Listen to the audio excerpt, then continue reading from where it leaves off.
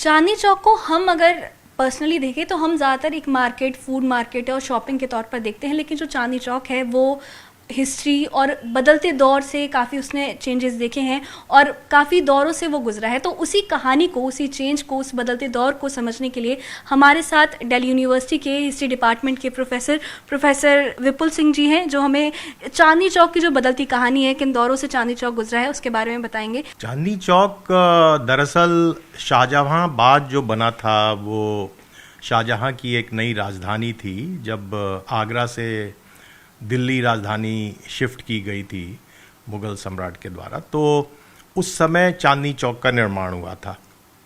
और शाहजहां जब इसका प्लान करता है लगभग 1639-40 के आसपास, तो उस समय चांदनी चौक प्लानिंग में नहीं था इनिशियली, लेकिन मुमताज़ महल के जो उनकी जो बहुत करीबी बेगम थी शाहजहां की, उनकी बेटी थी, उनका नाम था जहान आरा, और जहान आरा ने चांदनी चौक को बेसिकली डिज़ाइन किया था। अगर आप रेड फोर्ट को देखें, जो लाल किला है, लाल किले के अंदर एक नहर आती है। चांदनी चौक जो आज आप सड़क देखते हैं, उसके बीच में एक बहुत चौड़ी नहर बहा करती थी, जिसको नहर बेहिश्त कहा जाता था।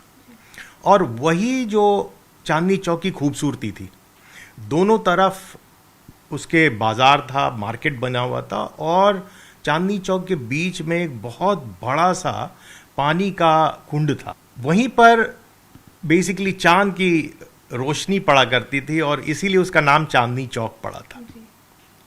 जहान आरा ने जब उसको डिज़ाइन किया, तो कि जहान आरा को शाहजहां ने सूरत की जागीर दे रखी थी, और वहाँ पर उन्होंने बहुत से डच जो ट्रेडर्स थे उनसे संपर्क बनाया था। और जहान आरा ने ये डिज़ाइन जब किया था, तो ये इंश्योर किया था कि दोनों तरफ बाज़ार बने, डिफरेंट तरीके के सामान मिलते थे, अलग अलग सामान दूर दूर से आते थे और वहाँ बिकते थे। और नहर के दोनों तरफ पेड़ लगाए गए थे, बहुत खूबसूरत हुआ करता था।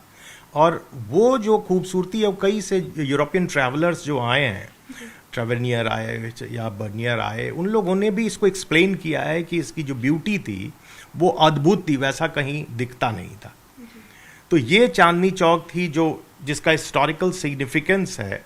और जो लाल किला के एकदम सामने अगर आप देखिए, तो लाल किला के बेसिकली लाल किला और चांदनी चौक की जो सड़क है वो ईस्ट और वेस्ट की है, और उसके वेस्टर्न एंड पर आप देखेंगे एक फतेहपुरी मस्जिद है, जो आज भी है। और फतेहपुरी मस्जिद भी उसी समय बनी थी, तो शाहजहां के समय ही बनाई गई थी। और वो फतेहपुरी मस्जिद भी एक आइकन है, और वो आज भी एग्जिस्ट। उसके अलावा भी कई मस्जिदें बनाई गई थी विभिन्न बेगमों के द्वारा उस समय, लेकिन ये अभी भी एग्जिस्ट कर रहा है, और वो सबसे बड़ी आइडेंटिटी है। तो लाहौरी गेट से निकलकर वो सड़क जाती थी फतेहपुरी मस्जिद तक, और फिर वो नहर थी, और वो नहर डिस्ट्रीब्यूट होती थी, डिफरेंट डायरेक्शंस में जाती थी। तो ये एक अद्भुत नज़ारा था उस समय का चांदनी चौक का। जी, तो सर जैसे हम लोग भी बोलते हैं, कई लोगों से हमने सुना है, इतिहासकार भी ये कहते हैं कि जो चांदनी चौक है वो पुरानी दिल्ली की, जो एक ट्रेडिशनल दिल्ली थी, उसका मेन एसेंस चांदनी चौक में दिखता है। वो चांदनी चौक जो है वो दिल्ली की आत्मा है। तो ऐसा क्यों कहते हैं हम? ऐसा क्या खास है चांदनी चौक में? देखिए, चांदनी चौक अगर आप दिल्ली को देखें, जो आज की दिल्ली है, दिल्ली तो शुरुआत के दिनों में अगर आप दिल्ली को देखें तो आनंद पाल वगैरह के समय में वो दिल्ली महरौली के साइड में थी। ये जो आप दिल्ली देख रहे हैं, शाहजहांबाद वाला जो इलाका, ये बहुत ही 17वीं शताब्दी का स्टैब्लिश किया हुआ की दिल्ली है। तो वो जो दिल्ली जिसको हम आज देख रहे हैं, वो ये वाली दिल्ली है जो 17वीं शताब्दी की दिल्ली है। पुरानी दिल्ली महरौली की तरफ थी। और आप देखें, दिल्ली सुल्तनत के जो सुल्तान आए थे, उन लोगों ने सारे जो कैपिटल स्टैब्लिश किए थे, जो 7 सिटीज़ ऑफ दिल्ली जिसको कहा जाता था, वो सब महरौली की तरफ है। ये पहली बार ऐसा हुआ है कि एक मुगल बादशाह आता है और अपने आप को इतना सिक्योर्ड महसूस करता है कि वो नदी के किनारे अपना एक किला बनाता है। जैसे आगरा फोर्ट है, वो भी नदी के किनारे है, जिसको कि उस समय अकबराबाद के नाम से जाना जाता था। जैसे ये शाहजहांबाद है, वो अकबराबाद था। तो तो ये पहली बार हुआ है, क्योंकि जो दिल्ली सल्तनत के जो सुल्तान थे वो इनसिक्योर फील करते, तो इसलिए हिल्स पर बनाते थे अपने फोर्ट को ताकि वो सेफ रहे। और ये जो इलाका है यहाँ पर उसको लगता था कि अंदर, आपने देखा है कि लाल किले के अंदर बहुत सारे वाटर बॉडीज, गार्डन, ये सब है, और उस सब को पानी की जो ज़रूरत थी वो यमुना का जो पानी आता था दूर से नहर बिहिश से होकर, उसी से सिंचित किया जाता था। तो ये जो चांदनी चौक है ये केवल 17वीं शताब्दी तक ही सीमित नहीं रहता। उसके बाद 18वीं शताब्दी में जब आप आते हैं तो बेसिकली क्या हुआ कि 18वीं शताब्दी में अब्दालियों का आक्रमण हुआ था। नादिर शाह आया, अहमद शाह अब्दाली आया। इन दोनों आक्रमणकारियों ने भी बहुत कुछ नुकसान पहुंचाया था उस इलाके को, लेकिन सबसे बड़ा नुकसान जो हुआ वो ब्रिटिश काल में हुआ। ब्रिटिश 1857 की जो क्रांति हुई, 1857 की क्रांति में जो भारतीयों का जो विद्रोह था उसको दबाने के लिए उन्होंने कई जगह अपने मिलिट्री स्टैब्लिशमेंट स्थापित किए, सिक्योरिटी रीज़न से कुछ मस्जिदें हटाई, कई बिल्डिंग्स को उन्होंने कन्वर्ट किया। जैसे एक सराय होती थी जो जहारा ने बनवाई थी, एक सराय मर्चेंट्स को रहने के लिए, उस सराय को कन्वर्ट कर दिया गया। उस सराय को कन्वर्ट करके एक नई बिल्डिंग बना दी गई। उसी तरह से बाद में आपने नाम सुना होगा, एक सामरू बेगम थी। वो एक यूरोपियन मिलिट्री के साथ, उस ऑफिसर के साथ उसकी शादी हुई थी, और उसने एक दिल्ली बैंक के नाम से, जिसमें आज स्टेट बैंक ऑफ इंडिया जो आप देखते हैं वो तो खैर बाद का है, लेकिन आज जो भागीरथ पैलेस है जिसमें आज जहाँ पर इलेक्ट्रॉनिक मार्केट है बहुत बड़ा, वो बेसिकली सामरू बेगम ने उसको बनवाया था। तो ये सारे निर्माण बाद में भी होते चले गए हैं, यानी ब्रिटिश काल में भी। और ब्रिटिश जब यहाँ आते हैं तो उन्होंने सबसे पहले तो नहर को ही ढक दिया और उस नहर के ऊपर ट्राम भी चलवाई।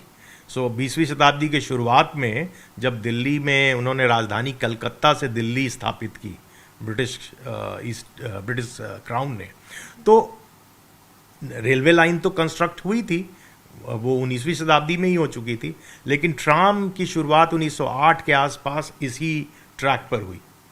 और वो ट्राम जो है डिफरेंट डायरेक्शन में जाती थी, फतेहपुरी, लाहौरी गेट से होते हुए फतेहपुरी तक। तो ये भी बदलाव हुए हैं जो 20वीं शताब्दी। इनफैक्ट जो ट्राम थी बहुत देर तक, 1960 के दशक तक चली है, 1963-64 तक वो ट्राम चली है, बाद में उसको हटा दिया गया। तो ये बदलाव आपको चांदनी चौक बहुत सालों तक दिल्ली का हब रहा है, one of the important market place रहा है, और दूर दूर से लोग यहाँ आकर व्यापार किया करते थे। तो सर आपने ऑलरेडी बताया भी कि कितने चेंजेस के थ्रू चांदनी चौक गया, चाहे वो मुग़ल काल हो, उसके बाद आज़ादी का टाइम हो, उससे पहले अंग्रेज़ों के वक्त में बहुत से चेंजेस हुए हैं। जैसे नहर, मेन जो एक हिस्सा थी चांदनी चौक का, वो ख़त्म कर दी गई, वो हटा दी गई। तो इसका क्या इम्पैक्ट पड़ा है चांदनी चौक पे और उसकी आइडेंटिटी पे, और कोई इसके अलावा और कौन से significant changes through out this period हुए, मुग़ल काल से लेकर, अंग्रेज़ों के टाइम से लेकर आज़ादी, और अभी मॉडर्नाइजेशन में भी क्या ऐसे चेंजेस हैं इसके अलावा जो आपने बताएं, और जिसने चांदनी चौक की आइडेंटिटी को, उस एरिया को इम्पैक्ट किया हो? देखिए, चांदनी चौक का जो मेन ब्यूटी तो वो नहर थी, उसको तो सबसे पहले आपने ढक तो दिया ही, लेकिन उसके अलावा जो बिल्डिंग्स बनी हुई थी दोनों तरफ, ये करीब करीब 120 फीट चौड़ी सड़क थी, वो नहर थी, और उसके चारों तरफ ये जो दुकानें बनी थी। लेकिन अब जो आप देख रहे हैं बदलाव बहुत कई फेजेस में हुए दिल्ली में, चांदनी चौक में। पहले चांदनी चौक में मैंने वो दौर भी देखा है जब वहाँ पर इक्का चलता था, और टमटम जिसको कहते हैं घोड़े वाला, वो भी चलते देखा है मैंने। रिक्शा भी चलती देखी, फिर रिक्शा भी बंद कर दी गई, अब तो उसको पूरी तरह से बंद कर दिया गया। लेकिन मुझे जो लगता है कि जो सबसे इम्पॉर्टेंट है कि जो चांदनी चौक इलाका है वो एक हेरिटेज एरिया है, और हम मॉडर्नाइजेशन ज़रूर करें, ज़रूरत के हिसाब से मॉडर्नाइजेशन भी ज़रूरी है। लेकिन एक बहुत ही फेमस मुझे याद आता है, एक स्कॉलर रहे हैं, जेम्स स्कॉट उनका नाम है, उन्होंने पेरिस के बारे में बड़ी इंटरेस्टिंग चीज़ बताई। वो कहते हैं कि जो असली शहर की जो ज़िंदगी है वो छोटे स्ट्रीट्स में दिखती है। यानी आप जो गलियां हैं उसमें दिखती है। पेरिस में बड़ी बड़ी चौड़ी सड़कें बाद में बना दी गई थी, लेकिन जो असली पेरिस की ज़िंदगी थी वो छोटी गलियों में थी। और मुझे लगता है कि वही सब कुछ हम चांदनी चौक में भी देखते हैं। चांदनी चौक की असली ब्यूटी उसके गलियों में है, और जो इमारतें हैं पुरानी, तो मुझे लगता है उसको बचा के रखने की ज़रूरत है। मॉडर्नाइजेशन भी हम करें, लेकिन उसके साथ साथ जो पुरानी हेरिटेज बिल्डिंग है उसको भी हम सजो के रखें। सर, आपने ऑलरेडी बताया कुछ बिल्डिंग्स अभी भी हैं, कुछ हटा दी गई, तो अभी भी बहुत सी हवेलियां हैं, वहाँ पर गुरुद्वारे हैं, मस्जिद है, मंदिर भी हैं। तो हिस्टोरिकल पॉइंट ऑफ व्यू से उनकी क्या इंपॉर्टेंस है अब, क्योंकि बहुत सी चीज़ें हटा दी गई हैं बट स्टिल कुछ वहाँ पे अभी भी है, पुरानी बिल्डिंग्स हैं, मस्जिदें हैं। तो हिस्टोरिकल पॉइंट ऑफ व्यू से आप क्या कहेंगे, उनकी क्या इंपॉर्टेंस है और कैसे वो इम्पैक्ट करेंगे और कैसे उन्हें संजोया जाए, उन्हें सुरक्षित रखा जाए? देखिए, बहुत सी बिल्डिंग तो ऐसी है जो चूँकि रिलीजियस सिग्निफिकेंस की है, जैसे जैन मंदिर है, बहुत पुराना मंदिर है, वो अभी भी वैसा ही है। गुरुद्वारा शीशगंज है, वो खासकर बना था जब आपको याद होगा कि गुरु तेग बहादुर का जब हत्या कर दी गई थी तो उसके बाद गुरुद्वारा बना था। लेकिन गुरुद्वारा आज भी आलीशान खड़ा है और उसको बहुत से लोग जाते हैं, ना केवल सिख बट दूसरे समुदाय के लोग भी जाते हैं। तो ये कुछ आइकॉनिक बिल्डिंग है जो बाद में बनी है, लेकिन आज उसकी एक तरह से पहचान है। तो ये चीज़ें अभी भी बरकरार हैं, उसको हमने अभी तक सजो के रखा है। लेकिन मुझे लगता है कि जो मुगल काल की जो कुछ बिल्डिंग्स अभी भी बची हुई है, अभी भी कुछ जो उसकी डिज़ाइंस है, स्क्रीन्स लगे हुए थे, कुछ बाजार ऐसे थे जिसमें जालीदार डिज़ाइन बनी, झरोखे बने हुए थे, उन सबको अभी भी बचा के रखनी। जैसे पुराने अगर हवेलियां आप देखिए, वो भी पुराने स्टाइल की जो हवेलियां हैं, और आपने कई फिल्मों में देखा होगा उन हवेलियों में को लेकर शूटिंग की गई है, तो वो अभी भी हमारे लिए सिग्निफिकेंट है और वो हमें याद दिलाता है कि कभी ऐसी हवेलियां हुआ करती थी। तो मुझे लगता है इनको बचा के रखने की ज़रूरत है। आज के जनरेशन जो है वो उसको जब देखने जाती है तो उसको वो अद्भुत लगता है, अलग लगता है। और बहुत से विदेशी जो हैं खासकर आज भी उन पुरानी हवेलियों को देखने जाते हैं।